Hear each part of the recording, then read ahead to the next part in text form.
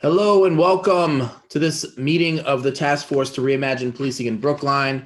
I am Raul Fernandez, Chair of the Task Force and Select Board member. This is our meeting for January 15th, 2020.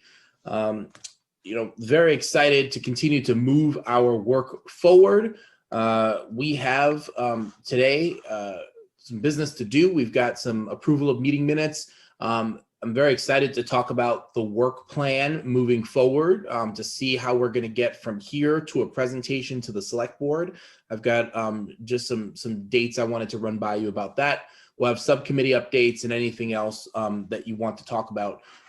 One thing that I did want to note is that last night there was a presentation by our very own town administrator, Mel Kleckner, and deputy town administrator, Melissa Goff, on the budget and how the budget works. Municipal budgets are very different than, well, just about any other budget.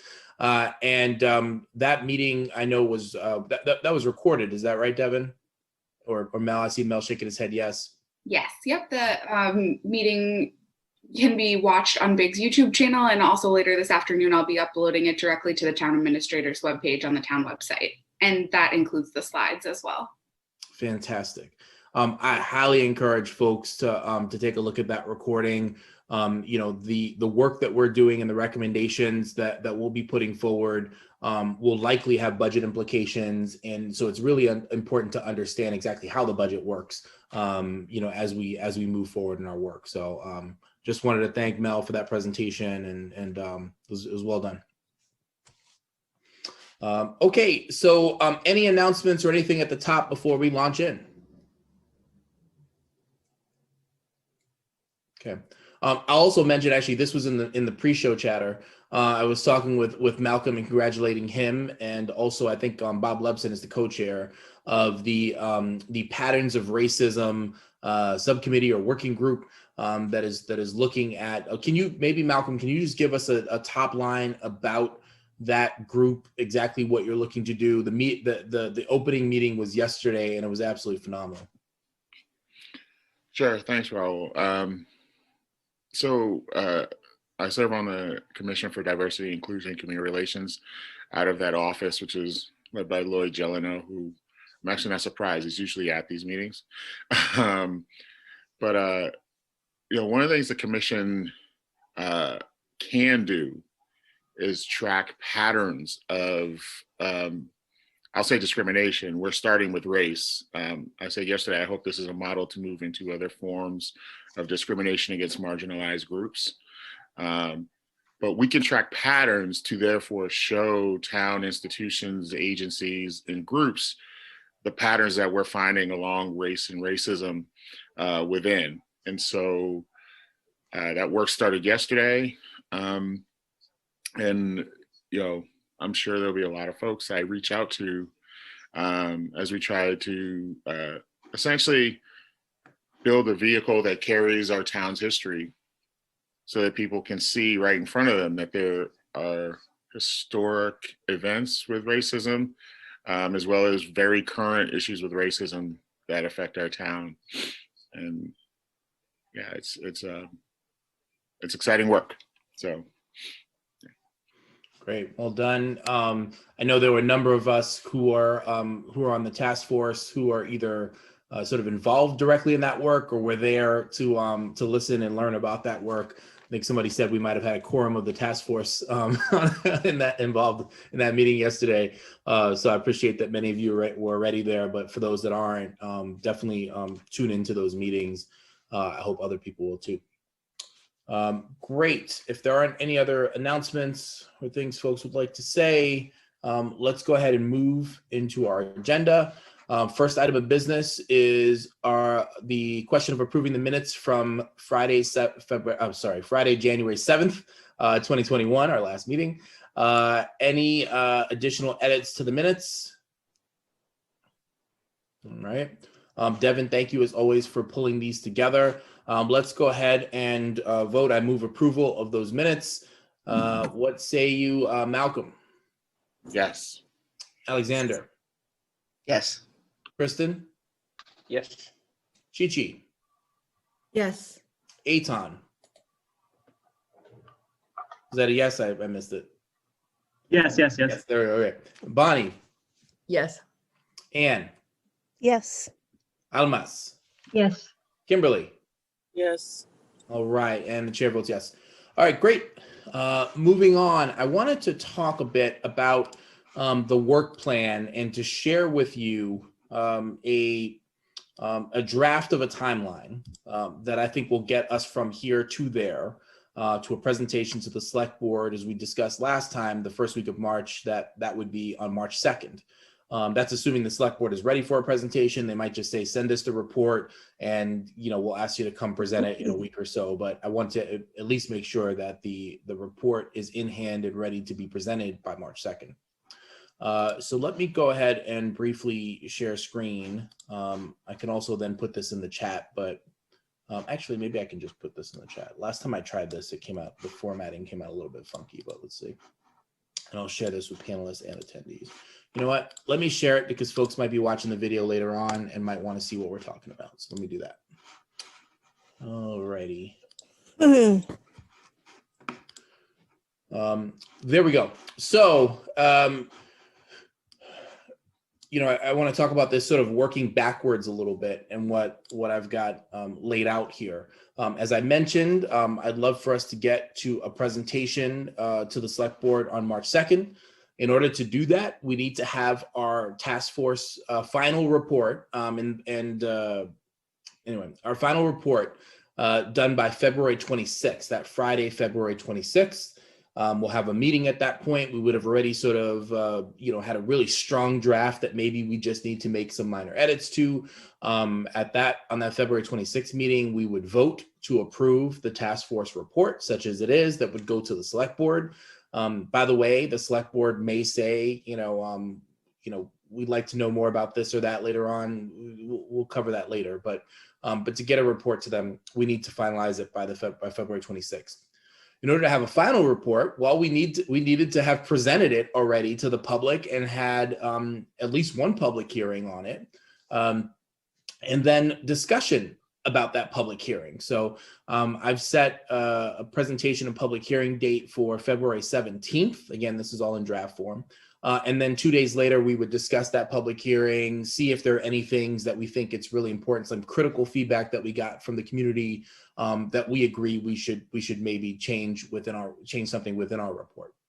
In order to be ready for that presentation, we have to have finalized the draft of the task force report by February 12th, so that we can be ready to present that very next week. And in order to be ready for that, we need to have finalized subcommittee reports, and for the subcommittees for which it makes sense, you know, having public hearings before that, I think will be really important to be able to hear back, and that would be around February 1st through 5th. I am now going to take this down so we can see each other, but I will put this in the chat, but a second, so that you can all see it, and attendees will be able to see it as well. And I want to just say a couple things about this. Just give me 1 second. That's right.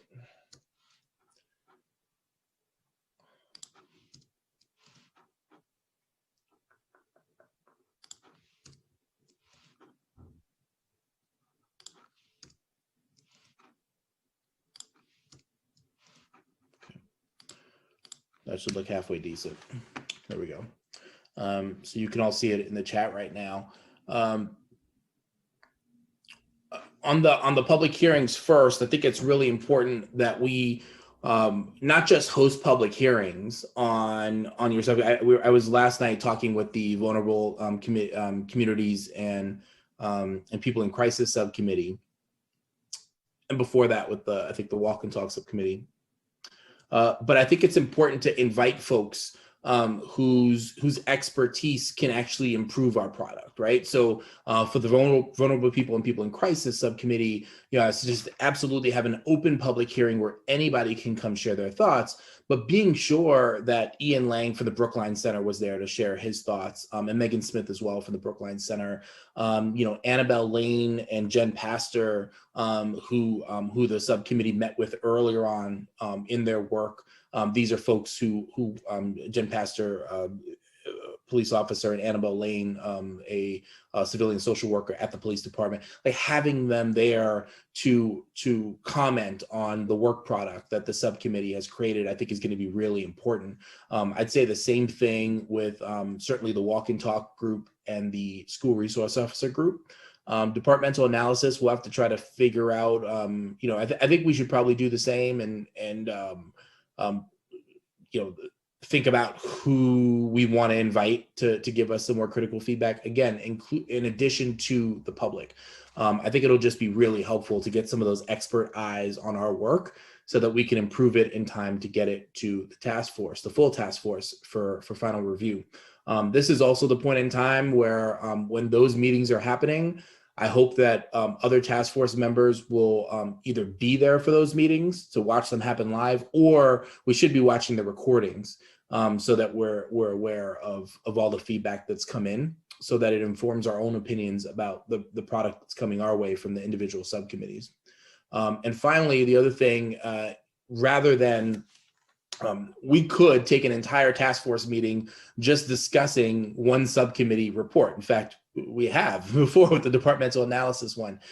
We don't have that kind of time at those meetings to get into to discussion about every point within a subcommittee report. So one of the things that I'd like for us to do is to have public Google documents where members of the task force can make comments on the subcommittee reports. We did this before already. Chi-Chi set up our previous subcommittee document from the departmental analysis subcommittee to take comments. I think Chi-Chi and Devin, or some form of Chi-Chi and Devin. And I'd like to be able to do that again. Documents will be public.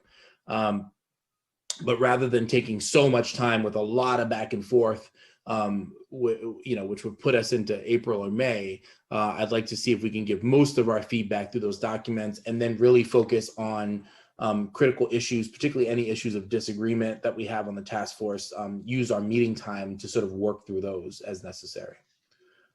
So that's what I'm thinking. I'd like to get your feedback on this. Does this work? Are there any things that I'm missing here? Anything that you're working on at your subcommittee level that doesn't jive with this? Let me know what you think.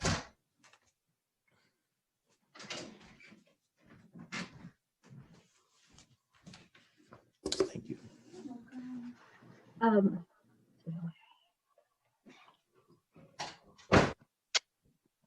Amos, yeah?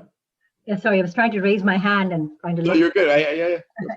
No, I just had a question. I think maybe you mentioned this yesterday, but just to clarify. So, we'll finalize the reports after our specific subcommittee public hearings, like February 8 to 11. But February 12th, that's the piece that you wanted to take it and do something. Like I just wanted, February 12th was a finalized draft task report. Was that something that you would be doing then? Or I wasn't quite. Yeah, so I think my role really is going to be putting together the executive summary and pulling in from the recommendations that you've created. One of the ways that I see this report sort of playing out, I don't want to get into the weeds right now, but is an opening, a listing of who all the task force members are, a listing of acknowledgements for all the people that have given testimony and help with the production of this report. And then launching right in with an executive summary and here are our recommendations. After that, we would then see each individual subcommittee report, which would have a great degree of the background information. I really would like to use, we talked about this last night, hold on, I'm going to share that when I find it. Oh, I thought I had the link up. Here it goes. The departmental analysis subcommittee, there's the Google Doc. And I think this is a slightly older version, so look at it for format, not content right now. But that subcommittee report, I think the organization of it, and I say this without a hint of pride because I wasn't involved in organizing it, I think the organization of it was done really well. And so I might encourage you to use that as a format. One of the things you see there is that there are tons of research notes and appendices at the end. I'd like to make sure that our report is readable. So rather than have, 20-page subcommittee reports.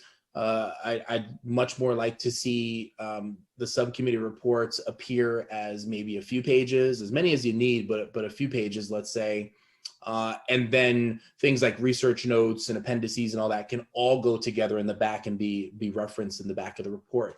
That way somebody reading the report would see this executive summary, they would see the recommendations right away, and then they would be able to see right away how we reach those recommendations. And so that's going to be really important. And I think that's laid out pretty well in the report from the Departmental Analysis Subcommittee.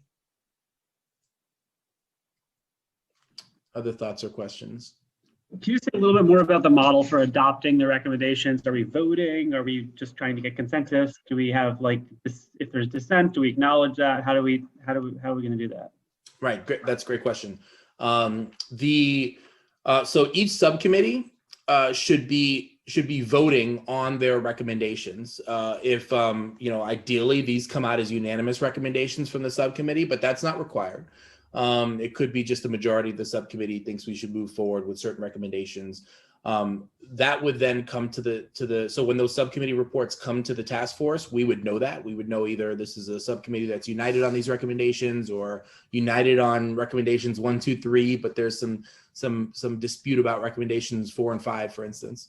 And then we as a task force would take all that into account and then ultimately decide which recommendations we as a full task force wanted to adopt and have that reflected within the report. So yeah, we would then vote as a full task force as well. My goal is to get us to a place where we have 11 task force members united in our recommendations. That may or may not happen depending on what the recommendations are and our unique perspectives and points of view. But I hope that we can, through discussion, reach a place where we can all get behind what's in the report.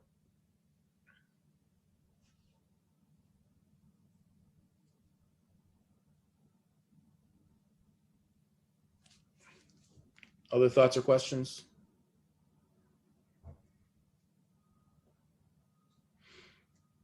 As I've said before, this is the time.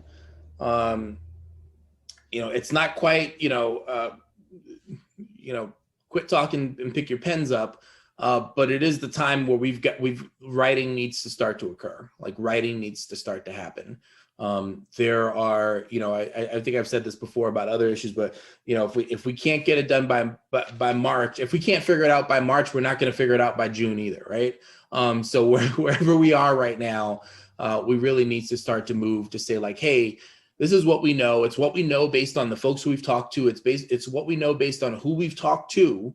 Based on the research that we've done. It's what we know based on everything that brought us here. And we'll lay that out in the subcommittee report, why it is that we think we know all of this. And here's how we think we can move forward. Now that could be in a number of ways, recommend that immediately this change be made. It can be, we recommend that for instance, we're talking in the vulnerable people and people in crisis subcommittee about a cahoots-like model for addressing people in crisis within the community. That in order to move forward to figure out what that looks like in Brookline, we know that we're going to need to consult with cahoots and work with them to figure out how we might be able to build something out here. That is not going to happen immediately, but the immediate recommendation would be to engage with cahoots and in a consultancy to figure out a path forward, right? So, these recommendations can look different depending on where you are. I'll stop talking and get some more comments. Alexander?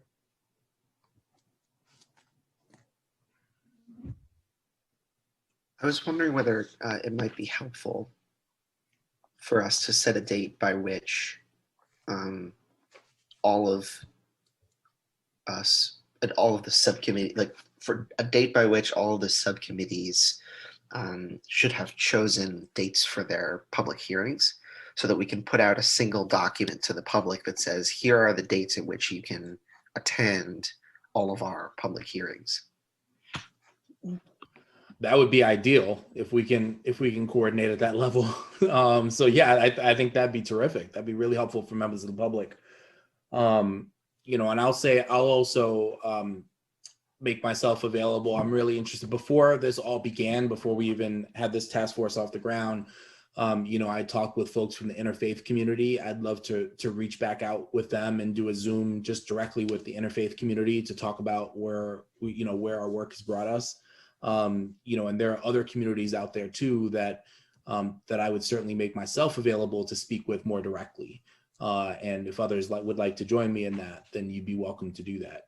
So we have the public hearings, but I think, you know, I'd love to see us do some more proactive outreach to maybe micro communities within Brookline, where we talk about, you know, such as it is, where our work is, with the understanding that that a draft report and a public hearing will be happening on February 17th, that we'll have a final presentation on March 2nd, but to give them a heads up, because there have been a lot of people that, you know, that either supported the creation of this task force and I think deserve to hear exactly where we are in our work, or have been critical or skeptical of the work of this task force. And I think we need to speak with them too about where we are in this work. So, so I'll be doing some outreach, and if there are micro communities that you think it'd be helpful to have me speak with directly and just give them the sort of the overview, I'd love to do that in addition to the public hearings. Anne? Yeah, that was basically my question, was about the subcommittee public hearings vis-a-vis the task force public hearing, and how we're differentiating. I mean, obviously one public hearing is on a specific subject and the other is the whole task force, but I'm still confused about the subcommittee public hearings and how that gets formulated. Are we doing it during our regular task force meetings, or are we trying to do a separate kind of thing, like on a weekend, or I don't know. Are we inviting people to our subcommittee meetings? Yeah, I think that's, yeah, I think the inviting folks to your subcommittee meetings is the way it would go.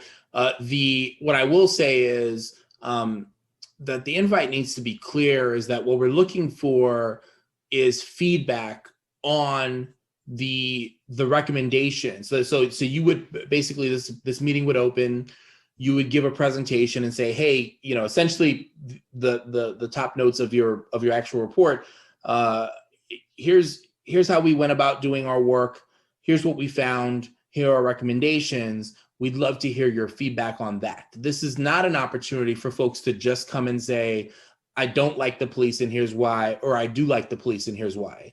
Not at all helpful for our work at this point.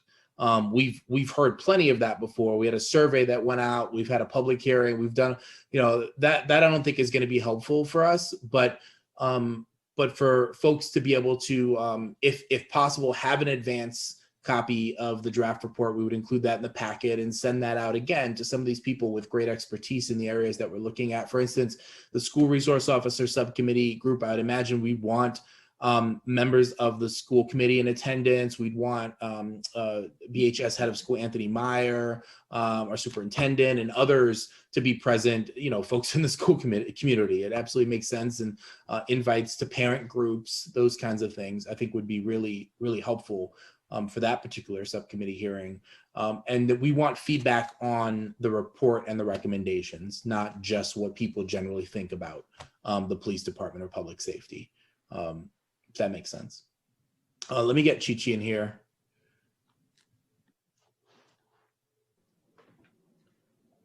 I think Alma's had her hand up first. I think I unloaded because I think my question was clarified. Was basically I was thinking, yes, we would do these public hearings during our committee time. That, you know, that's what I was assuming, and I think so. My comment was clarified that that's how I thought we would be doing it, and sending, you know, information out in our agenda and giving them the Google Docs to look at and all that stuff. So, okay. Yeah. You know, I'll just note before Chi-Chi goes, I'll just note also, you know, I know that some of your subcommittees meet during the day. I'd love it if these subcommittee public hearings happened during times that were accessible to people. But I also understand two things. One, it's been very difficult for some subcommittees to find times that work for everyone on the subcommittee. And two, there's not like a night of the week where there aren't competing events as well, where there's not either, the Diversity Commission has a meeting, or the Select Board meets every Tuesday night, the Advisory Committee has a meeting, etc. So I understand it also might be, whenever you host it, there's always going to be other things going on. But do your best to think about doing the meeting at a time where the most amount of people would be able to attend, based on the kind of work you're doing. Chi-Chi. Yeah, so by the way, I'm on till 9, so it's only 8:30.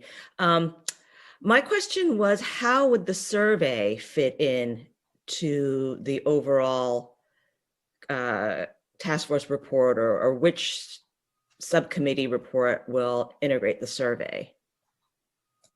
Yeah. Oh, sorry. No, go ahead, Tom. Yeah, I think the initial framework we had, if it's okay with everyone, is basically as an appendix. So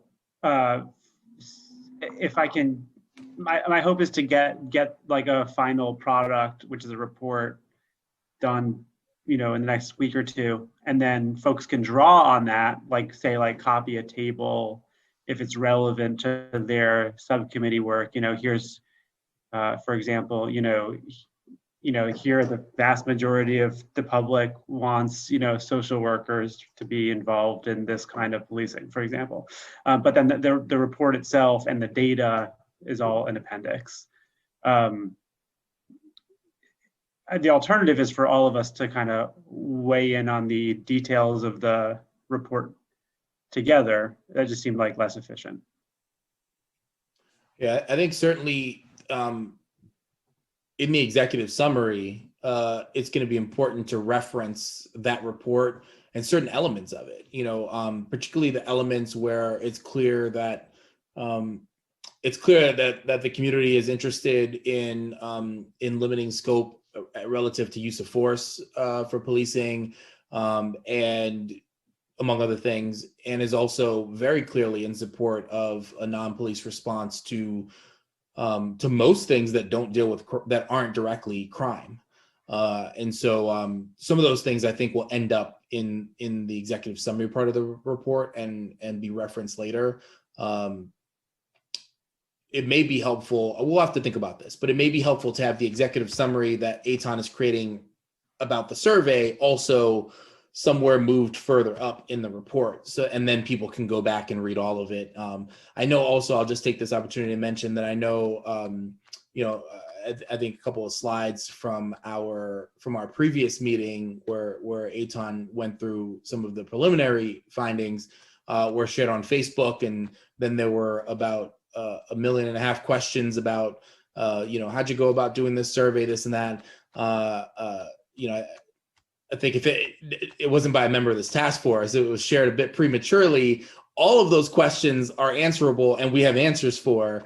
That'll all be in the report. So when people say, how did you go about conducting this? What was the methodology? All of that's going to be in there. And by the way, all of the raw data too. And we have a ton of comments, by the way, way more than I expected, frankly, that came in the sort of the free form section where people can share their experiences. But those are in the process of being de-identified. In some cases, people literally mention individual officers or provide identifiable information either about themselves or others. And so we're still in the process of de-identifying that information, which is why it's not out yet. So I just wanted to provide that update on the survey data too. Can I say, well, first of all, I'm glad I'm not on Facebook. If any of the subcommittees, if there's like a cut of the data that would be very helpful, like, I'll just give you an example. Like, so in the draft, I try to separate folks by racial group, white, Asian, African American, Latino. Maybe you want a statistic that's like, basically the combined group of African Americans, Latinos, whatever. It's just something specific that I didn't run the data that way. But you can just let me know, like, if you don't, you can obviously just have the data, but if you want me to just run a number for you, as you're drafting reports, just let me know. Great. Chi-Chi, do you have more questions on that or something else? No, that answered the question and that made sense. I guess the only thing is to be aware of the timing, because then if folks do want to incorporate the survey in their reports, they'll have to, I mean, we did get a preliminary view of the data, but it would be helpful to get a bit more in terms of if they're going to use it in their reports. That makes sense. Eitan, do you feel that you'll be ready, or when you'll be ready is maybe a better question. I was going to ask for next Friday, but to present us with an update based on the additional, I think it was about maybe 150 or so responses that came in?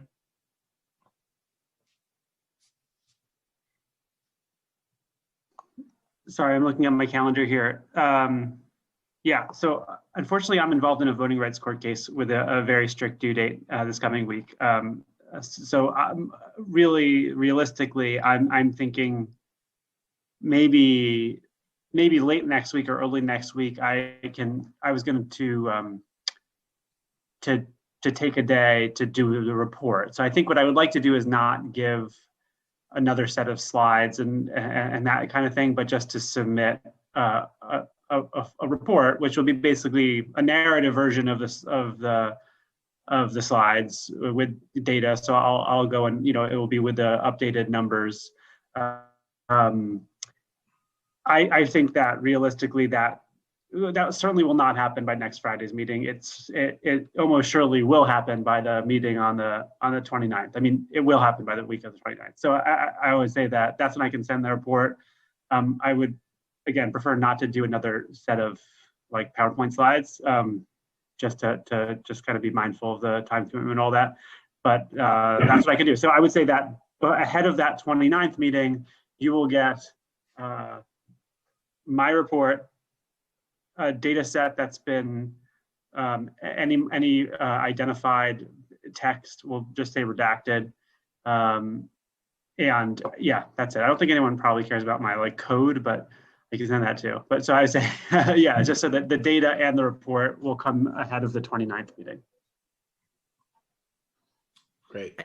Yeah, that's great. I think that's fine. I think the written document for people to refer to when they're writing their own subcommittee reports is probably what's most critical. Yeah, and then again, running a specific number that's not in the report. Obviously, you can cut the data a billion different ways, so that can come at any time. That's not going to be a hard time commitment for me to just fulfill a request like that. And then I think that we have to decide when is the right time to release the data, whether that comes ahead of our report or before our report. But I'll leave that to you, or I don't have an opinion about it.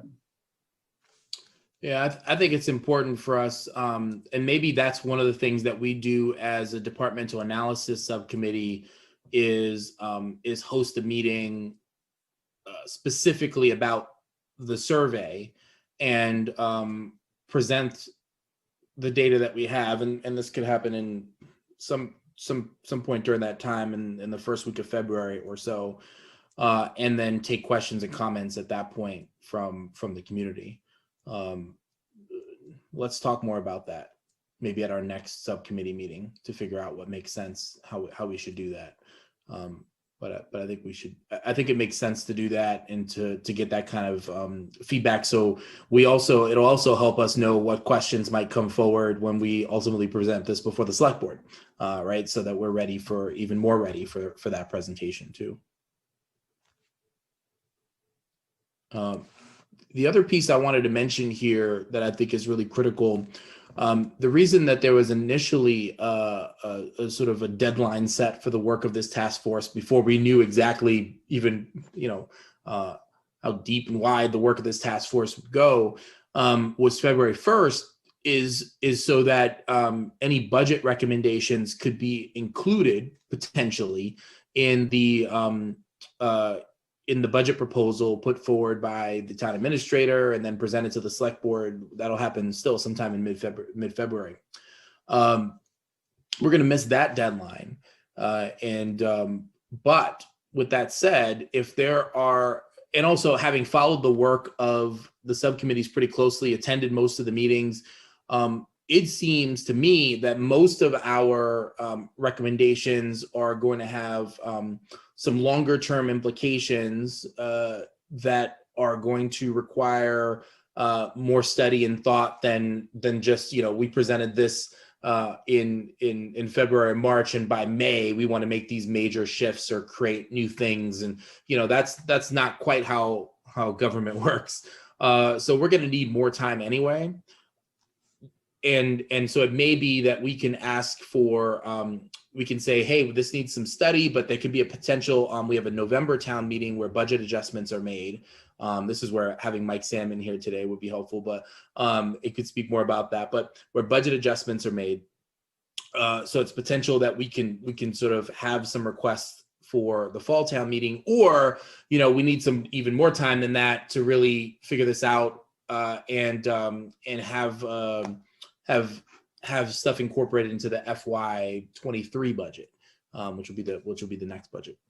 With that said, I was all leading up to this one moment. With that said, if there is something that you're thinking about that you say, look, we think there's an opportunity to include this right now in this budget. For instance, if the Vulnerable People and People in Crisis Subcommittee says, hey, like, we definitely need to work with Cahoots. Here's what they're quoting us. It's going to be, the last I heard, I think it was 25,000. That the number might be higher or lower. Just saying, we would love to incorporate this somehow into the budget, or is there a way to find it? The town administrator maybe can weigh in on this, but there's either an option to incorporate into the budget, or there might be another fund from which we can pull to make that happen. Am I lying, Mel? Or help clarify that? I would never say you're lying, Raul. Well, it's. I think a proposal needs to be developed. I don't want to speculate. I think we need to see the proposal and exactly what the funding would do. We'd see. I think it would have to go through the select board. I mean, that's what this committee reports to the select board. So, but a proposal that amount of money sounds in the ballpark to find a solution for. Great, thank you.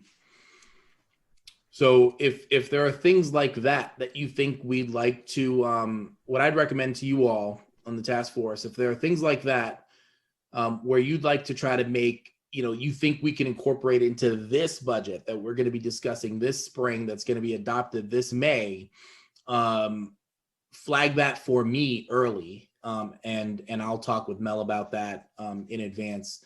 But do let me know. It does seem that most of the things we're talking about have maybe longer term implications, require a group to get together and move something forward. But if there's something that's more immediate, flag that early, even before, regardless of this timeline that we've presented here. Just, give me a call, send me an email, let me know. Any other thoughts or comments here? I saw Alexander in the chat said, what if we set January 29th as the date for subcommittee members to let Raul know the date of their public hearing? Sounds good to me. If folks can do that, that'd be great. I would say Raul and Devin, so that we can both be aware of that and be ready to publicize that through all the channels that the town has available to us. And of course, through all the channels that have that all of your subcommittees and including the community engagement and envisioning subcommittee have been working on as well.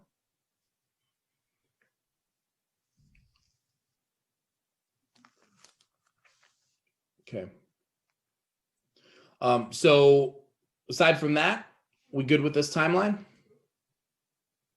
Anyone not okay with this timeline? Last thing I'll say on this is I fully expect that one of our recommendations, potentially either as part of the oversight that we're going to be recommending, that's coming out of the Departmental Analysis Subcommittee. Aside from oversight, and by the way, there's a different type of oversight being recommended by the Select Board's Committee on Policing Reforms. So it's likely there'll be some kind of civilian body at the end of all of this work that helps either support the work of the select board or takes on some of the work that the select board is empowered to take on right now. But it's certainly, I think, one of the recommendations moving forward out of this is going to be a body, maybe something like ours, that continues some of this work. We know that that neither we nor the Committee on Policing Reforms could get to it all by March. Just not possible. Every time we sort of we turn a corner, we find some other place to I think make improvements or to consider a different alternative. So I think certainly the work of this task force needs to live on in some way, and that should be reflected in the report. Malcolm. So I'm wondering, particularly from like your envisioning community and stuff, if there's suggestions of things. So for an example, I've been really, my focus with envisioning, not, sort of more personal within the commission, within that committee, is to think about like children-centric ideas of public safety. And say one of those was like Brookline Rec could do more services for children if we increase their transportation budget.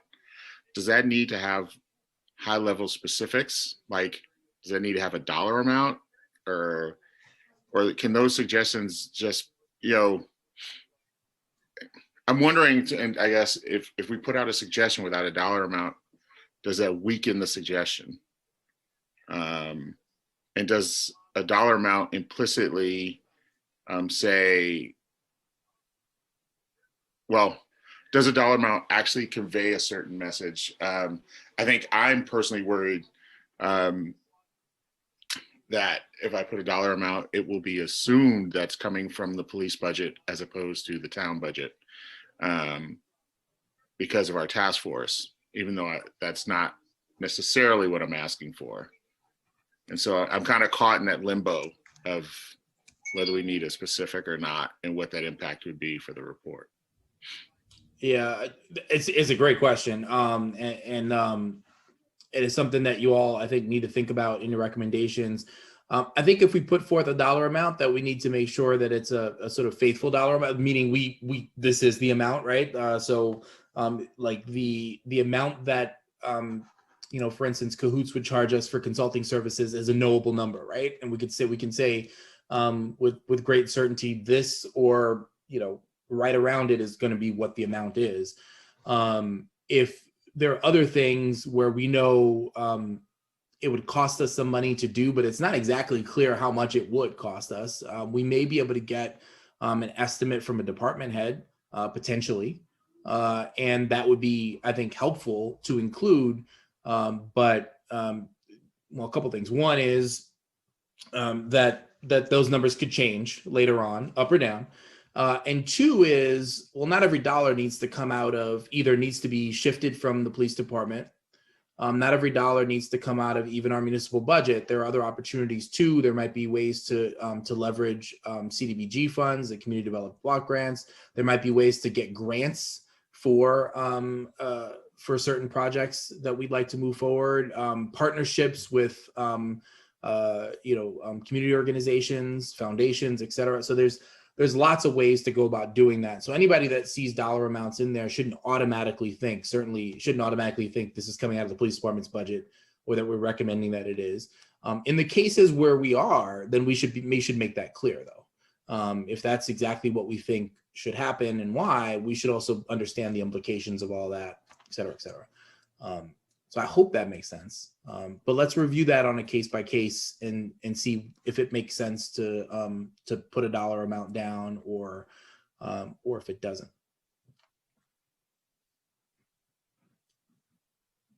That was an important question, I think, because this is going to come up. This is going to come up for sure. All right. Okay. I'm going to endeavor to continue to make most of your committee meetings, if not all. I've also got this job. They require me to show up sometimes. So I'll try to make as many of these meetings as I can and be there to answer questions as you need me to. But otherwise, I'm available outside of these meetings, so you can always just give a call or email or text or whatever, and I'll try to get you as quick an answer as possible on these things. All right.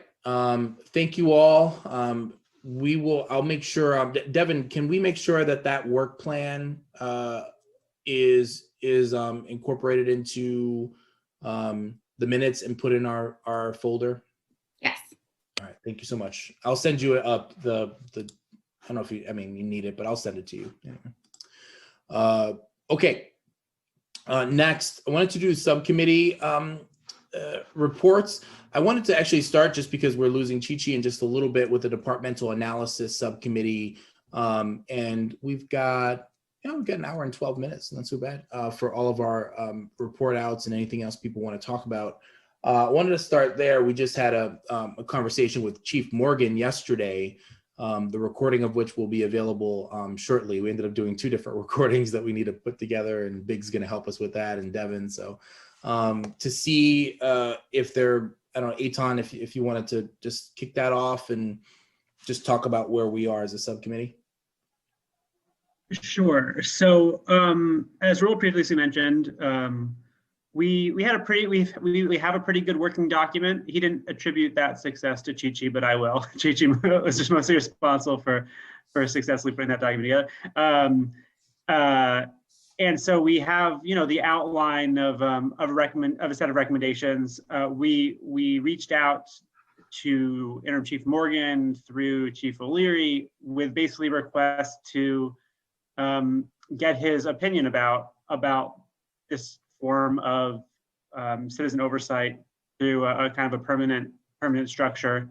I should say that due to some family medical stuff, I had to be in and out of that meeting, and I only participated in the first half of it. So I will turn it actually over to Chi-Chi and Raul to give I think a complete summary of what transpired. Chi-Chi? Okay, yeah.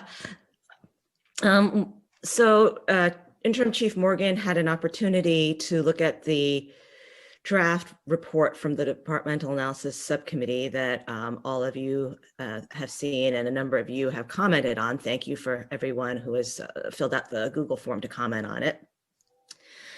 We mostly focused on the recommendation of some sort of civilian oversight committee.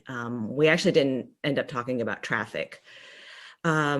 We presented the idea, and it was, and Raul, you should definitely chime in here, since this is totally my opinion and perspective from how Interim Chief Morgan was responding, but he sort of gave a cautious, maybe this could work kind of response. It wasn't a total rejection of, no, we don't want this. But on the other hand, he mentioned that, well, we all have, there's so many layers of oversight already on police officers. I think he expressed a concern about paralysis by analysis and mentioned, there's the Office of Professional Responsibility, this new post commission that the state is setting up for oversight of police officers pursuant to the new police reform bill.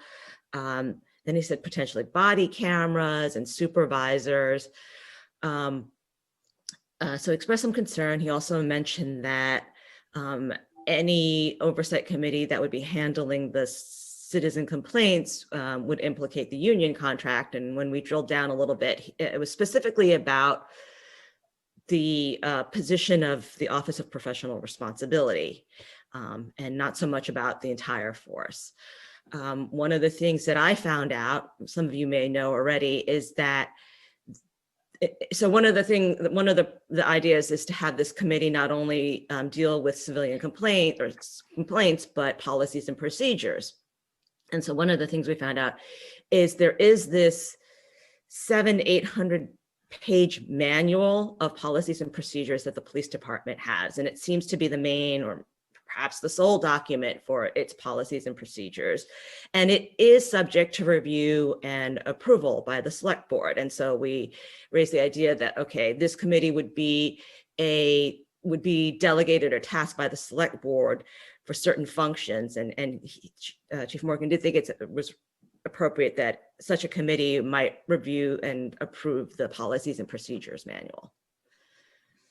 Yeah, I'll just add, we talked a little bit about MOUs, memoranda of understanding, and mutual aid agreements as well, although a bit more briefly, and really made a distinction between I think the chief was concerned that that we might want an oversight body that would need to be consulted every single time, let's say the city of Boston asks for support from, or Newton asks for support from the police department. And what we clarified is that what we're talking about is involvement from a civilian body as those documents are, those more sort of forward-thinking documents are being drafted, and then before they're signed, is to have that oversight from this body, which he didn't oppose. We understand that there are certain times when very urgently the department will need to call for support from another department, and they shouldn't have to wait for a body a quorum of a body to come together to be able to approve that individual request. And it happens more frequently than folks might think, usually for much smaller reasons than protest or other things like that. So that was a piece of it. And then I think just going back to, we've got Michael Downey, who's not with us today, provided some good analysis on some legal analysis relative to some of our proposals. They're all good proposals, but they're areas where, particularly around civilian oversight, there are pieces that may need to be bargained with the union as part of our next contract negotiations. So it's important to understand that the difference, being around, particularly around any change of role. So it's shifting of responsibilities rather. So let's say if we wanted to shift away the responsibility of investigation from the Office of Professional Responsibility to some non-union, potentially civilian body, that constitutes a change in working condition, at least for those officers that are within the Office of Professional Responsibility, and would need to be bargained in some way, or may need to be bargained in some way. And so it doesn't mean that won't be one of our recommendations. It just means folks need to go in knowing that that we can't necessarily snap our fingers and make changes to all the policies where this body might want to make some changes. So I just wanted to put that out there. But with respect to sort of other types of oversight, and I think the chief was pretty open to it, but one of those sort of the devil's in the details kind of things.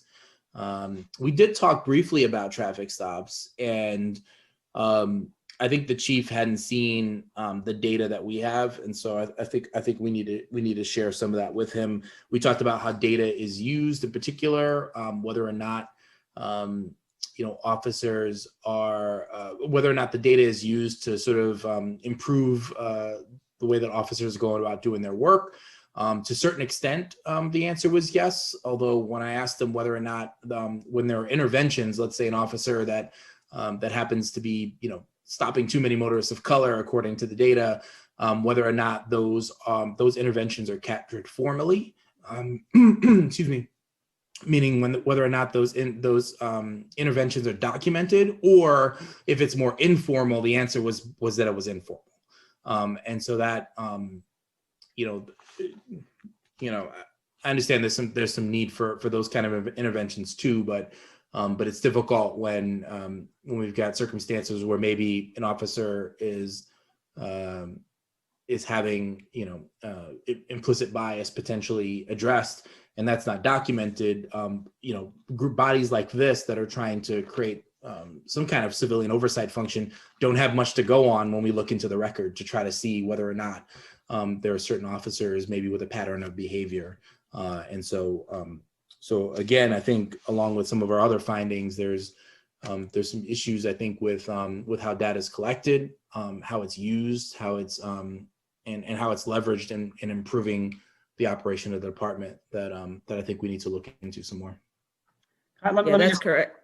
Oh, I just wanted to clarify, what we specifically didn't talk about was the recommendation about moving traffic enforcement Right. to a civilian body. There was some discussion of the stops and the data. Sorry, Eitan.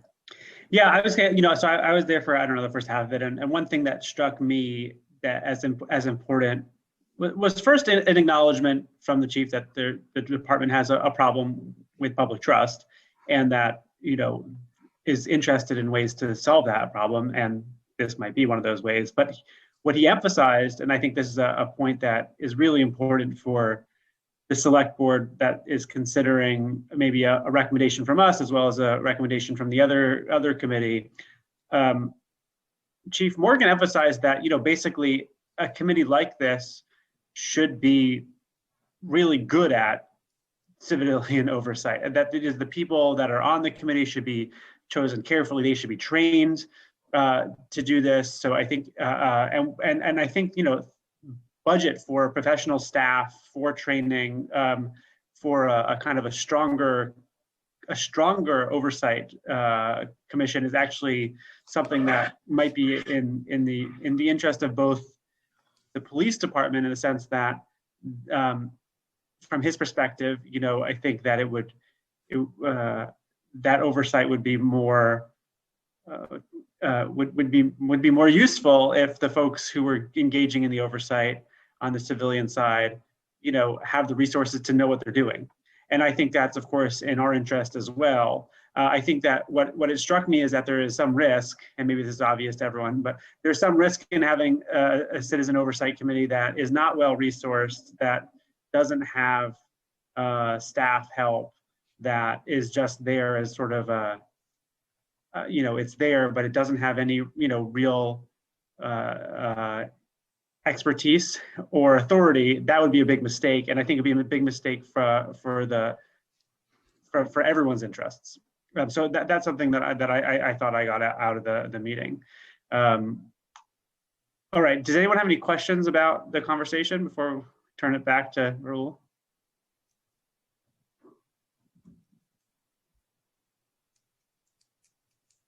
Okay. Yeah. The other thing I'll add there is that Chief Morgan did seem very open to the idea. So one of the issues we have around this trust that Eitan's talking about is that unlike Boston, where there is a sort of their own office of professional responsibility, but then there are many different precincts and the officers don't necessarily know each other. We have one small department where folks do know each other really well, and it's reasonable that folks don't wouldn't trust in a small department investigating itself in these cases. But whether or not they'd be willing to be open to having, somebody from the civilian oversight body or appointed by the civilian oversight body work alongside the Office of Professional Responsibility in their investigations and interviews and things of that sort. Again, potentially something that might need to be bargained or not. We're not 100% sure on that, but whether or not something like that would be possible. And I think the answer was yes, as long as they're not interfering with the investigation, and that it mattered who those people were, that they would be, sort of folks who were fair and impartial. I think there's an opportunity to have the civilian oversight body, if, empowered to be in those meetings and to work with them, and also the potential of building a core of, we've got a lot of retired judges and experienced attorneys who live in Brookline that might not be wanting to be on a civilian oversight body that meets however frequently that body meets, but would be willing to be among a core of folks that when there is a civilian complaint, would willing to get a phone call to say, hey, are you willing to work on this one complaint, alongside the department, and report back to the Civilian Oversight Committee about what you found, those kinds of things. And so, so I think there's what was that? Oh, you got to go. Yeah. Oh, yeah. See you soon. Yeah. So I think there's some different permutations, potential permutations of this that we have to consider as a subcommittee and then as a task force, as far as what we think the best recommendation would be going forward. Okay. Next up, vulnerable people and people in crisis subcommittee. What's going on there? I'll start. I think we're just basically focusing on writing now because, we already talked, we gave you guys a bit of a debrief about our Cahoots meeting.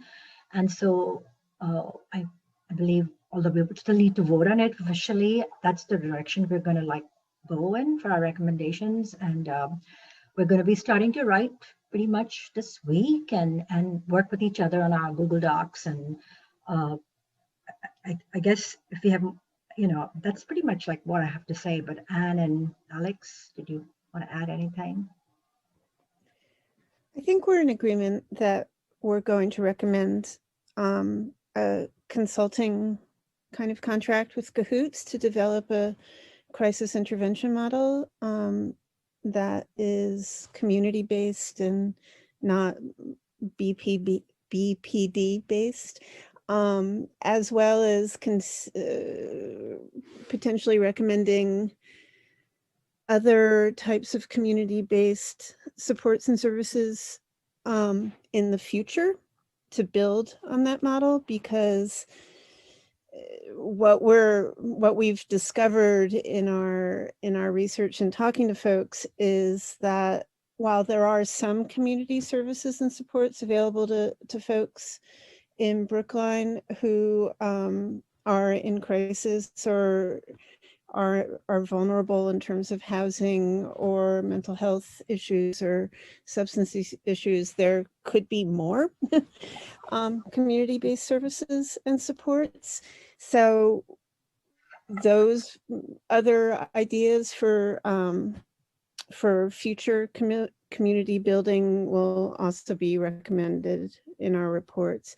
But I think at this point, we're strongly recommending moving forward with a community-based crisis intervention team to begin that work and then also build on it. And something that came up in the meeting last night, Raul, I don't know if you want to talk about it, is potentially recommending a social services type of department in the town of Brookline, similar to what we have now, the health department, in order to have some sort of town-based or department organization to oversee such community services and supports in contract with other community-based organizations, such as the Brookline Mental Health Community Mental Health Center, and other on-the-ground community-based organizations providing such supports. Oop, sorry, meant to hit mute. Yeah, I mean, we talked about this last night. It's becoming clear that that a lot of the work that the police have been engaging in for a long time, whether it be in public housing, in the schools, and elsewhere, excuse me, has been the result of a void, and them stepping into a void where there are needs. There are needs in public housing. There are needs with young people in our schools, and there are needs elsewhere, particularly around issues related to mental health, addiction, folks who are unhoused, and others. And we don't currently have an agency that is dedicated to coordinating efforts around addressing those issues, and more to the point, not just addressing the sort of the symptoms of those issues, but getting at the root causes of those issues. And so, I'd love to work with the Vulnerable People and People in Crisis Subcommittee to produce a report that would create a social service agency within Brookline that would be tasked with partnering with outside agencies like the Brookline Center and the Brookline Housing Authority, among others, but also would partner with police on diversion efforts, would partner with building and the fire department on efforts to make sure that people are living in safe housing within our community, to partner with the health department and others to create better supports for people in crisis. And could potentially, partner with areas like the Domestic Violence Roundtable to increase services and supports and prevention efforts there. as well as partnering with the CDICR and all of the kinds of offices. That seems to be the gaping hole in our government structure that the police department, for one, among others, have been trying to fill. So anyway, I think we need to at least work on a recommendation that we would bring forward to this task force, and to figure out also, this is one of those areas where we say, well, if you want to create something like this, you got to tell me where you're getting the money from, right? And sort of, this is something that may require shifting resources, as well as, all the other things I mentioned in terms of leveraging federal dollars when possible, grants, et cetera, to be able to carve something like this out, that may grow in the future, but at least to get it going. And I did email Tim Black after our meeting last night and asked him if he could give us kind of a ballpark figure for some sort of consulting contract, because he did mention there was somewhere in the information a mention of $25,000, but he also said in our interview last week that it really depends on the needs of the community. And since we're a smaller community, maybe we can negotiate him down a little bit, or we can see. So I have that email out there and I'll let you guys know when I hear back. Alex, do you have anything to add? I think you and Amos have covered it very well. Questions for this group here? I just wanted to add was, the Police Reform Subcommittee on Mental Health and Substance Abuse, they had, Ann and I are attending their meetings on Monday mornings, and they had a lot of data that I believe Jen Pastor had shared about all the different, when people call for mental health, substance abuse issues. So that's the other thing we're planning to do, is try to get that data, because it's kind of part of our scope where we were going to look at some of the data and see how that would add to our report. So that's one of the other things we want to do. I got the data, by the way, and I sent it to you. Thanks. I emailed Jen, Lieutenant Pastor, and she sent the data. So, Bonnie? I just wanted to say that if you haven't watched that interview with Tim Black, Cahoots is so cool. That program is so cool. You got to watch it. Like, it's so comprehensive and so badass and so really cool. I highly recommend watching that interview, and I'm so excited that we might be moving in that direction. I think it was great. Speaking as somebody with a extensive history in peer-based supports and people with lived experience leading the way, I think it has a lot of potential. The future. There are a couple of language terms that he used during the interview that bothered me from that perspective, like the term frequent flyers, which is a term that gets used in the mental health clinical medical model community a lot, about people who are needing services on a continuous basis, that I see as pejorative. So I think there's some work we can do moving forward in terms of including people with lived experience, the mental health system and substance use system, and people who are unhoused, et cetera, in building a model that is not quite so medical model oriented in that way. But I think in general, you're right, Bonnie. I think it's very badass to coin a phrase, and we can do a lot with this model in terms of our town moving forward. Great. Yeah, there's certainly, I mean, the fact that they've been running this program for literally a generation, there's a lot that we can learn from them and then make improvements for our own community, which is terrific. Walk and Talk Subcommittee, please.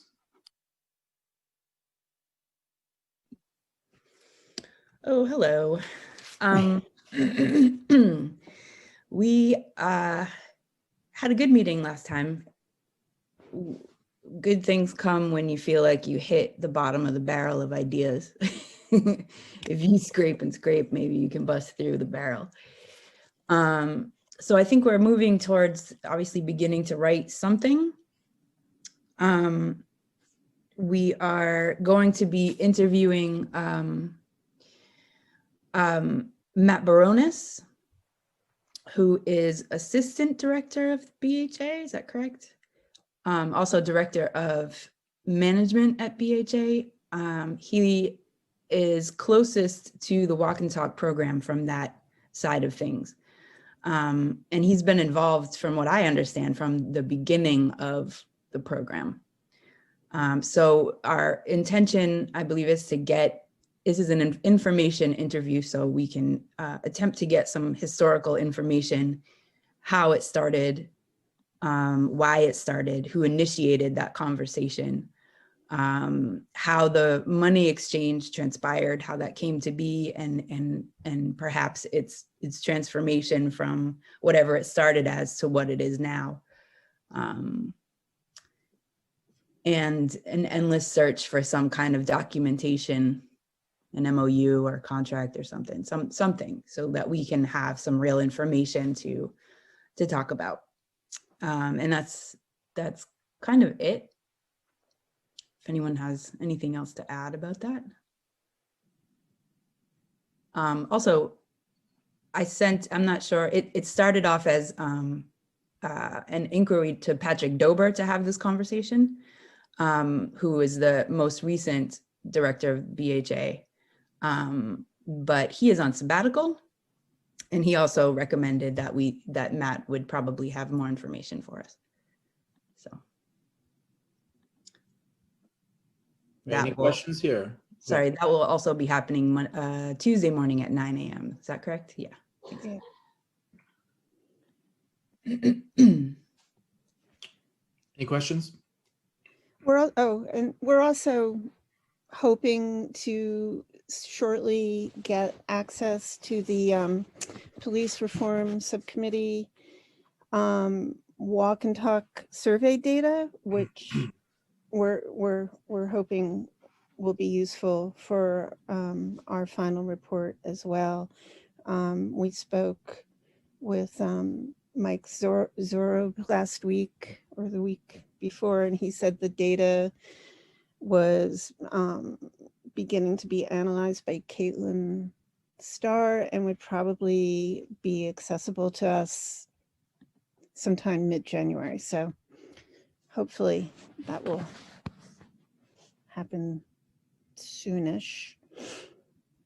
Again, we've had a very hard time reaching out to folks in BHA to do interviews with us and about their experiences with the Walk and Talk program. So hopefully that data will be something that we can use in our final report. Great. Kim. And I'm also, I don't even know if I can do this, but Eric Hyatt has a show on Big, and I'm supposed to interview with him on Sunday about the Walk and Talk, about whatever we're doing here. Is that okay?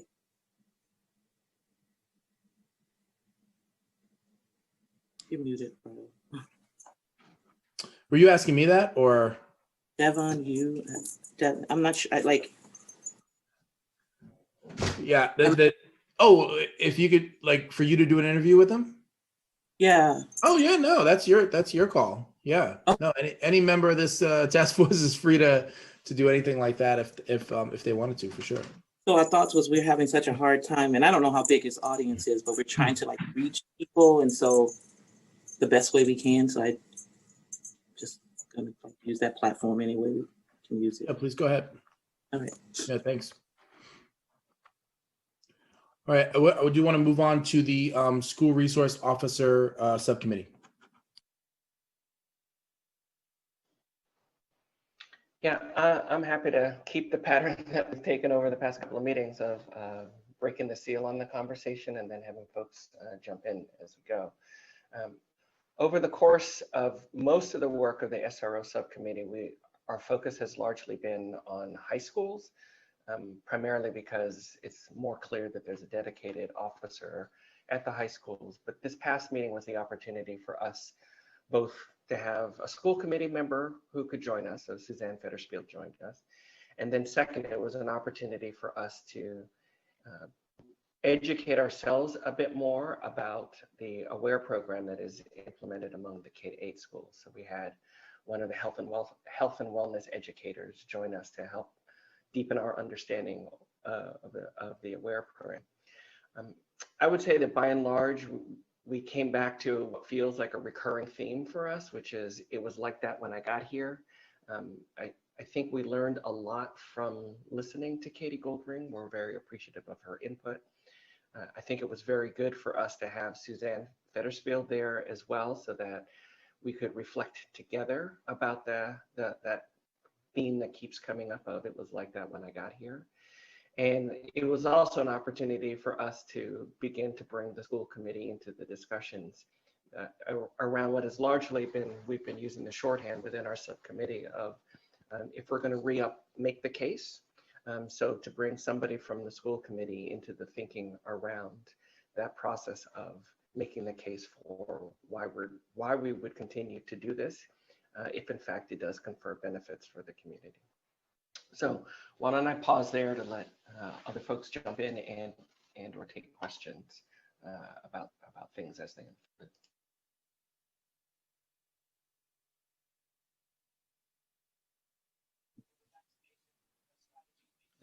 I could jump in about two particular things in addition to what Kristen said. I think the idea of re-upping is, at least I feel, like one of the most, going to be probably one of the most prominent things that shows up in what we draft. That it's not okay for a superintendent and a police chief to just sit together and put police officers into schools. Particularly when we have 170 plus years without that those things have to go to higher ups, as well as what it means to actually be in that school. You know, who do you meet with? What are your logs of interactions with children? When do you communicate to parents? Those types of things will be in there. And I would just say, as a committee, we've struck a nerve somewhere, because one of those SROs reached out to MECO, our MECO social worker, to try and get more involved and build a partnership, which it didn't actually come to me. It went to my social worker, and luckily his instincts as an Egmont kid and a social worker kicked in to where he was like, yeah, partnerships are two-way streets. Because that's what we've been finding out. that you know, and this is the third time since we've started this committee, a police officer has gone to somebody else within the schools to say, hey, let's have conversation and create partnerships. And so, you know, it's not that that is inherently bad. It is the idea of who's that benefiting and what is the impetus behind reaching out. And I think, unfortunately, what a lot of our work has uncovered is it really is a one-way benefit and not a true partnership.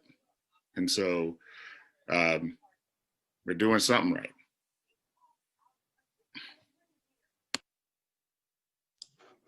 Yeah, I do think that if state law no longer requires a school resource officer, they have put guidelines or requirements if you are going to have a school resource officer. I think in addition to this, you know, the school committee never had an opportunity to weigh in as to whether or not we should do this, and if so, you know, what an MOU between the school department and the police department should look like. Neither did the select board. And, you know, if we were to move forward with some model of school resource officer, I would think that model would need to be with the, you know, with the affirmation of both the select board and the school committee before moving forward, that the elected bodies in the town have signed off on the agreement and everything that's in it. So, you know, I for one would love to see that as part of the recommendations going forward. Anyone else? I just ask, I mean, given the survey research, the survey data is really clear that essentially, the community, majority of the community only wants the police involved in, issues of crime. I mean, how does it, what do you think it doesn't ask specifically about schools, but presumably if the community doesn't want police involved in many of the, any non-criminal activity that the survey asked, what do you think the implication is? For recommendations on school resource? I'm not trying to lead the question. I'm just saying, like, I'm not trying to be so leading. I'm just saying, like, do you think it's clear that this is not something that the community wants? So I think that's partly what the re-upping, and y'all feel free to correct me if I'm wrong on this, but I think that's partly what this re-upping process that we've been talking about needs to be, is the question of just having a public conversation. Is this something that we want, right? In order to reach an answer to that question. So I don't think it's clear, like this second, that everybody has answers on that. I think we've come to an understanding of possibly where some of us stand on that. But I just want to briefly speak to what you were talking about people only wanting the police involved in criminal acts.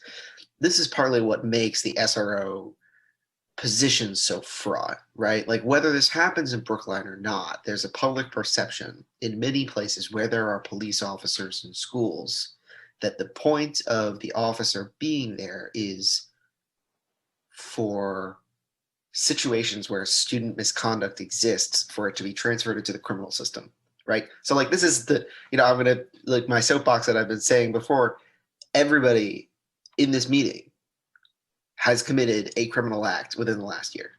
Absolutely everybody. That is the way the criminal legal system works. That's the way it's designed to work, such that it comes down to a matter of police discretion, whether you're brought into the court system or not, and whether you're arrested or not, right? Mountains can be made out of molehills and vice versa. And the problem with this that can result from this, right, is, like, I went to a high school where if one kid punched another in the hallway, you went to the principal's office. But there are high schools in this country where if one kid punches another in the hallway and the cop who's standing in the hallway on duty sees it, that kid is going to court the next day, right? And then me eventually, or one of my colleagues, is standing up there defending him. So I think we don't want to immediately make the jump from, like, people only want a police involved in criminal matters to police do or don't want to involve people want police involved in schools because of that issue, right? That, like, having police officers in schools may shift the idea of an action from not criminal to criminal, right? Like a one kid yanking on another's arm in the high school hallway. But I think fundamentally the answer, like the point of this process that we want to go through is, are there people who are happy with the way things are? What do we like about the way things are? What don't we like? Is this something that is actually wanted? And if not, what do we want to see? And Kimberly, Malcolm, and Kristen, feel free to correct me if I'm wrong about any of this.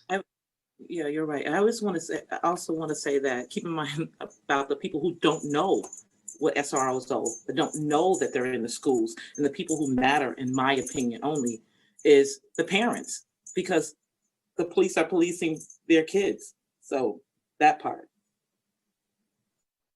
Yeah, I wanted to circle back around to something that Malcolm was saying earlier about the relationships. This is a response to your question, Eitan, but through what Malcolm was saying earlier, and that some of the nuance that we had the opportunity to think about having Katie Goldring join us, what was really who is ultimately benefiting from the interaction. So when you have folks who are coming in for 3 times during the year over the space of a pretty potentially a large period of time between when those 3 points during the year actually occur, what's the overall benefit of the relationship that you're actually crafting?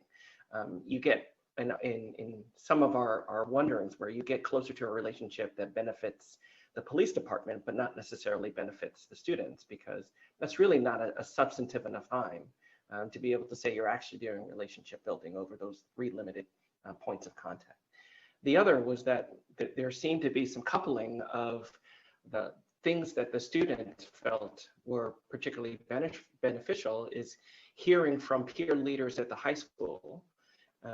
If the police officers who are coming and the peer leaders from the high school are coming at the same time, part of what the health and wellness educator shared with us is that the kids really enjoy the contact with the peer leaders.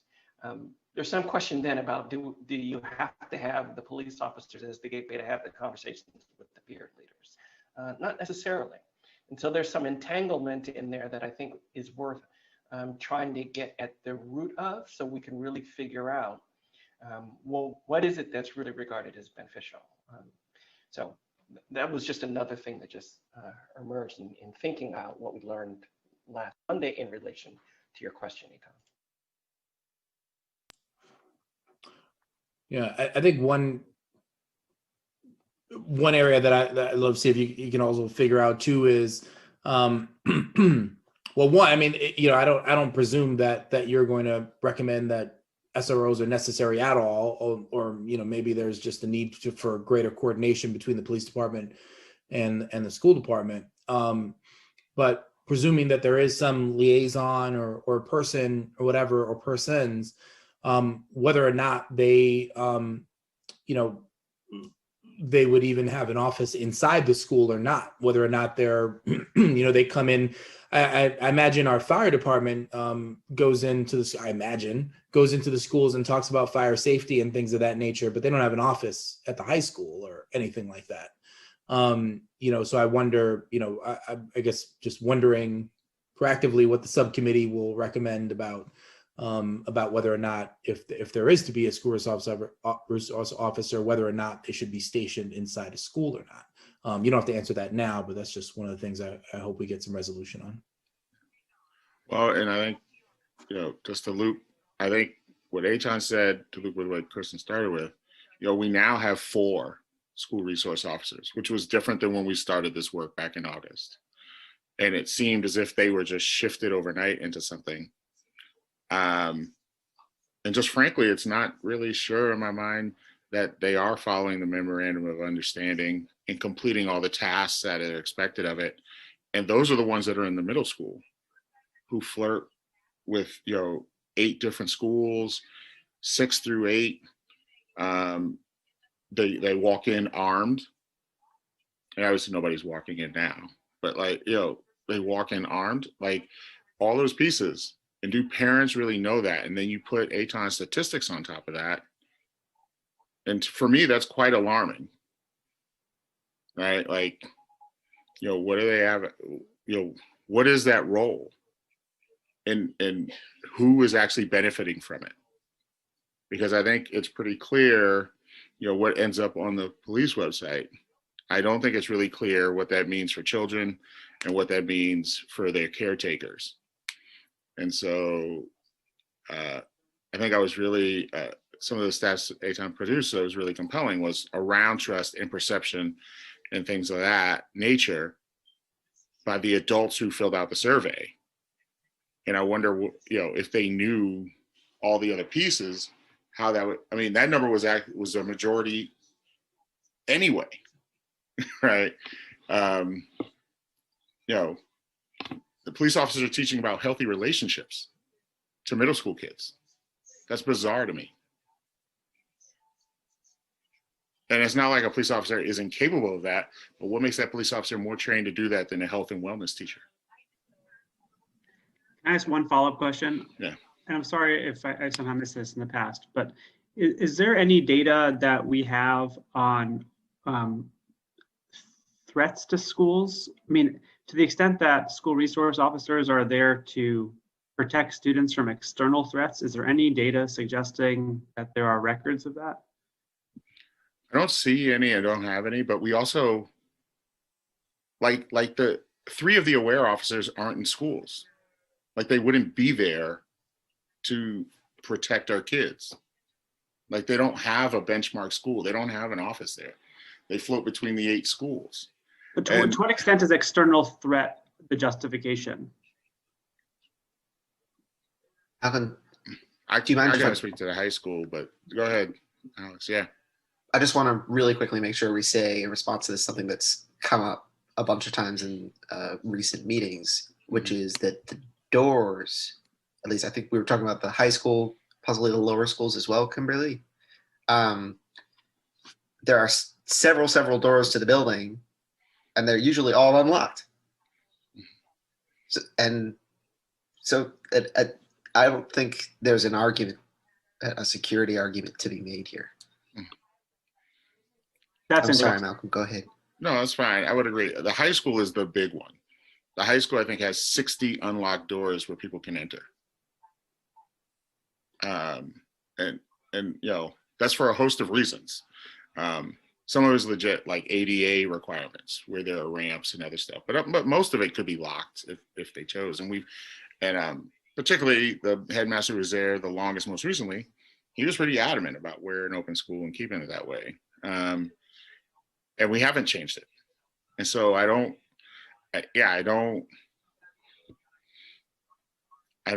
necessarily buy that. I don't know, but I also don't know of any like legitimate external threats like coming.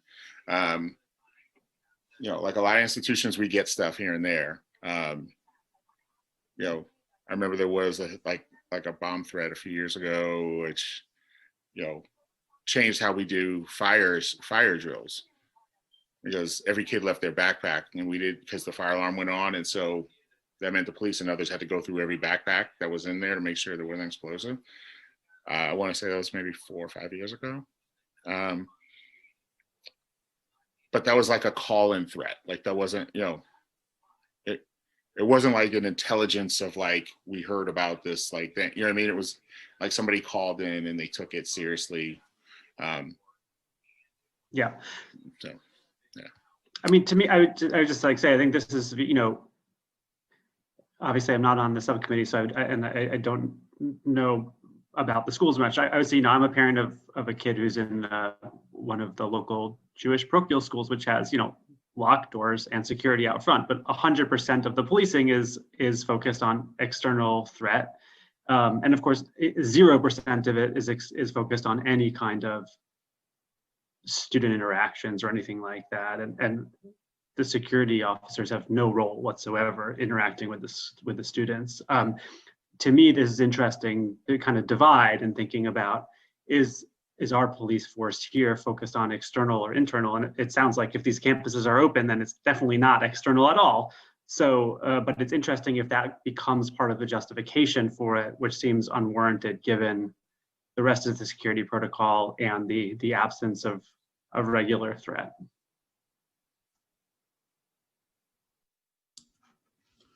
Great. Thanks for the good work, and you know, please continue on. Let us know what you need.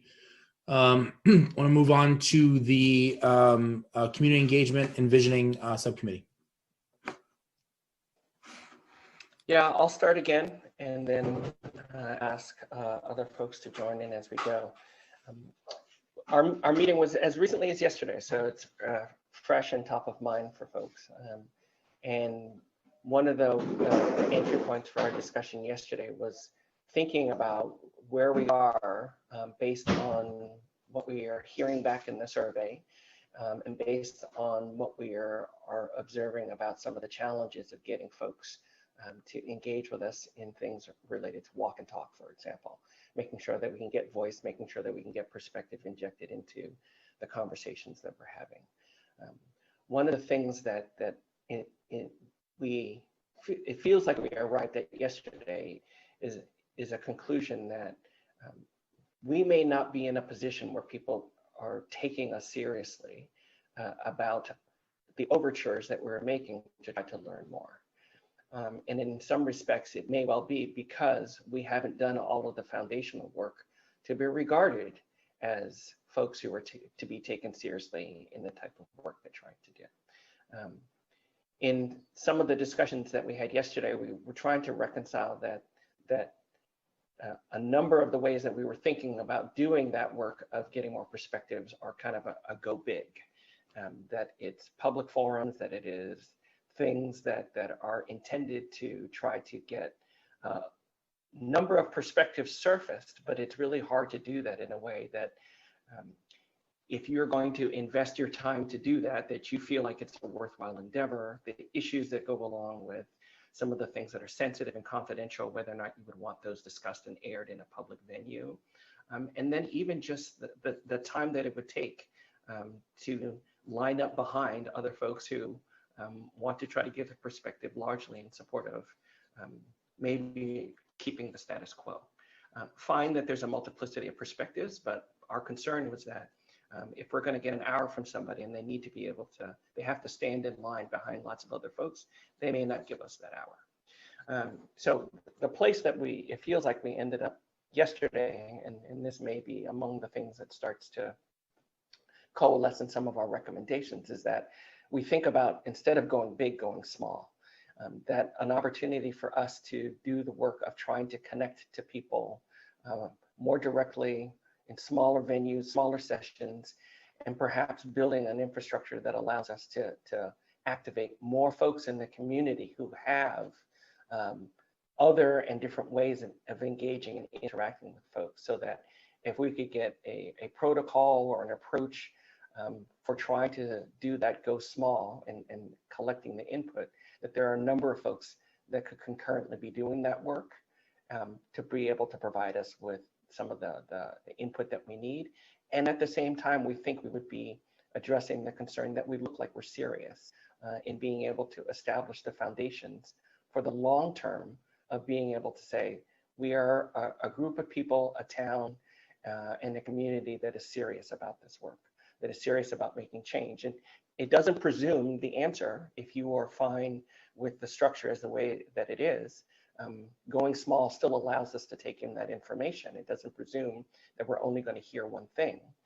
But I think what it helps us feel more confident is that the larger venues can be performative. The larger venues can be overwhelmed by numbers, and that it creates a barrier we're wondering about to being able to get the input that we most desperately need to figure out the path forward. So why don't I pause there and call in other folks in the conversation and entertain questions that folks have. That was crystal clear, Kristen. Thank you for that.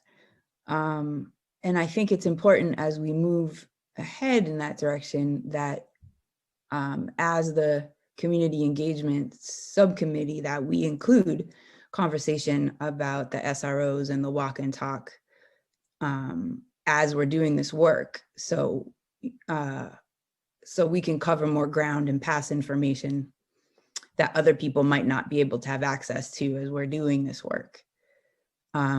They obviously couldn't be in-depth conversations about all of those things, but it's also a good way to siphon off information and connections to the walk and talk or SRO people for information, if that's helpful. On the side of envisioning, we are going to reconnect with an idea that we had way back in the beginning when we first started talking, that is based in a lot of what I often hear Malcolm talking about when he discusses, like he said earlier, kid-centric ideas of public safety. But thinking about the envisioning as a tool to help us in that, and to help also with these discussions as we talk about why and what the idea of envisioning is, we are going to work to gather a map of already existing public safety resources that we have that are not police.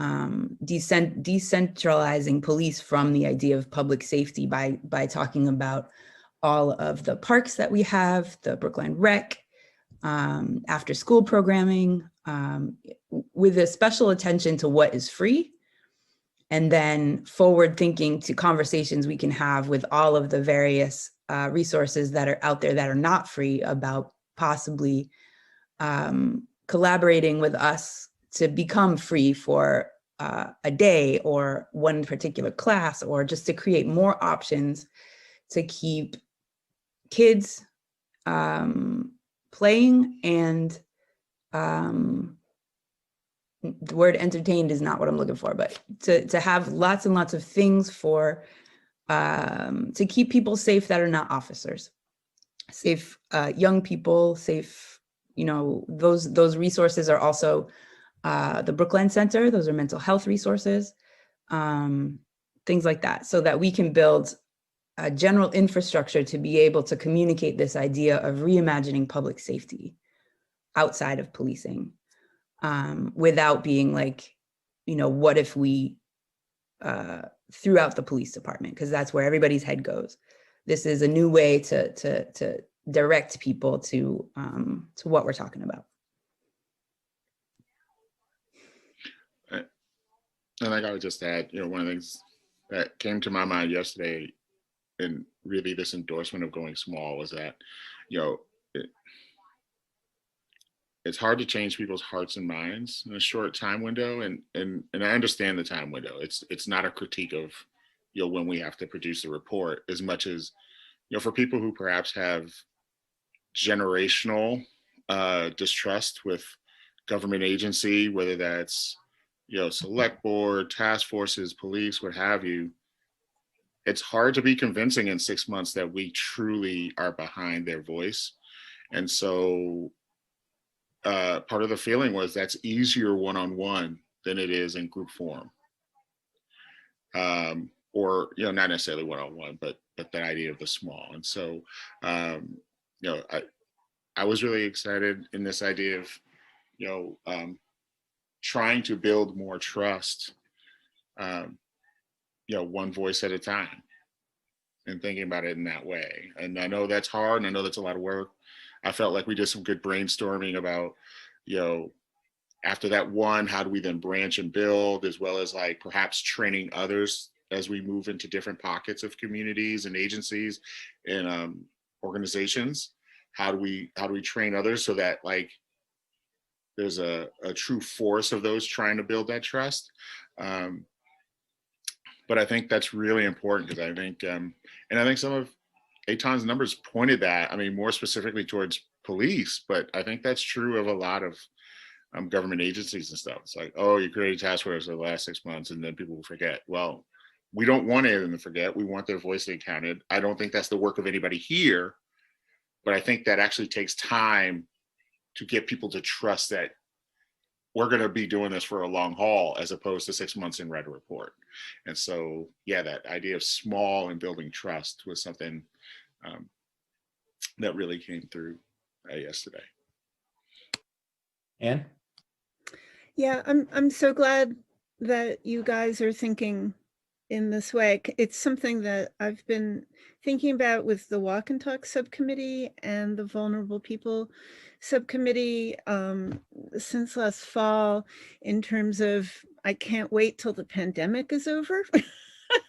And now I can't wait till spring comes, because one thing, when we develop these great flyers to encourage folks to come and talk with us, but what I've been thinking all along is the way to be able to give out those flyers and actually get some sort of participation is by handing them out to people on the street and starting conversations with them on a one-to-one kind of basis, so that we can have a conversation about what we're trying to do. We can start building trust in that kind of one-on-one type of way that we just can't do right now with the pandemic, as well as winter.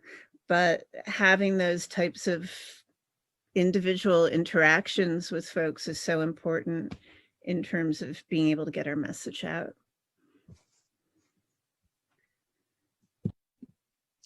Yeah, flyers did not work. They did not work. They're a useful tool, I believe, in what Anne's talking about, and to have a one pager and things like that, and to have if something comes up, but that's not the way. Because when I was very involved in the Sanctuary City campaign 4 or 5 years ago in the town, that's what we did. We had flyers, we hung out, a bunch of folks hung out in Coolidge Corner at different, in front of Trader Joe's and the Booksmith and stuff. And that's how we built a conversation, a community conversation. That's how we got people to sign the petition. That's how we were able to bring folks together behind the campaign. And that's been in the back of my mind throughout the work on this task force, is that's how you build trust, and that's how you begin to get people to buy in. Right. Also just attending events. You show up at an event and walk around and talk to people and hand out things, but Yep. Yeah.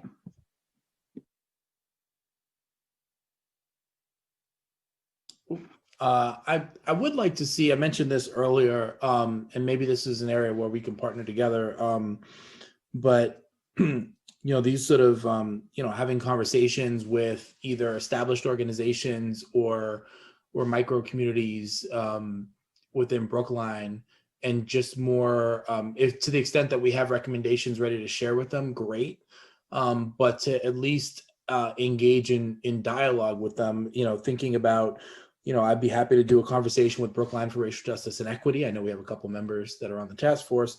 I mentioned the interfaith group that I spoke with before this all began. I'd love to get back with them again. Love to partner with Chi-Chi to do something with the Brookline Asian American Family Network. To do maybe partnering through Steps to Success and Women Thriving to have a conversation with folks in public housing. With Brookline Budget Justice to do a conversation, perhaps pulling together some of the representatives of the parent equity groups. There's the equity organizations at some of the schools, and having a conversation with them about our work. I think there's still time to do this. I think there's an opportunity to get together, even if in each Zoom there's only about 20 people each time, to really see what they think about our work, and to hear what we might be missing or what they might think we're getting wrong. But these are all, I think, stakeholders in the work that we're doing. And there's others. I just started making a list. I'm sure there's plenty of others, but to really get together with them and just talk, and this could happen, in the lead up to the draft of the task force report, or even the week after, but the weeks of like February 8th-ish, and then the week after that. Anyway, I'll make myself available to do those kinds of meetings. And then, if like one other task force member that's close to that community can join and participate, I think that'd be really helpful use of our time. So I don't know. What do you think about that? I want to point out that it's not that we haven't tried to do that, but I think you perhaps leading that might be more effective, because we have communicated many times with a lot of those organizations, and either they feel uncomfortable participating in this conversation as who they are and their connection to BHA or their connection to the police department, or it just hasn't made sense to them yet. But yes, let's do that. And perhaps coming from your direction will make more sense, and we'll be able to motivate that to happen. Got it. Okay. All right, we'll make it happen. Good. Any other thoughts, comments, questions?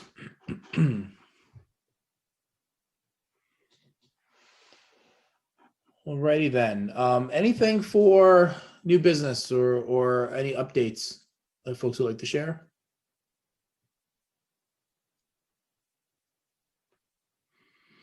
All right, good stuff. As I mentioned, I'm going to try to I cannot make that Tuesday morning meeting, by the way, with Matt Barona. So I've got a work commitment then, but I'll try to make as many of your subcommittee meetings as I can. Let's keep the conversation open between these meetings. Not in violation of OML, of course, but with me, so I know what you need to help move things forward. And that timeline, I'm told by Devin, should now be in our packets. It'll be in the minutes, all that kind of stuff, and let's make sure that we work to keep to that timeline so that we can move this work forward. All right. Okay. Thank you once again, all of you amazing volunteers, and to our staff too, who've been so helpful throughout all of this. Thanks everybody, and we'll see you next week, if not sooner. Take care.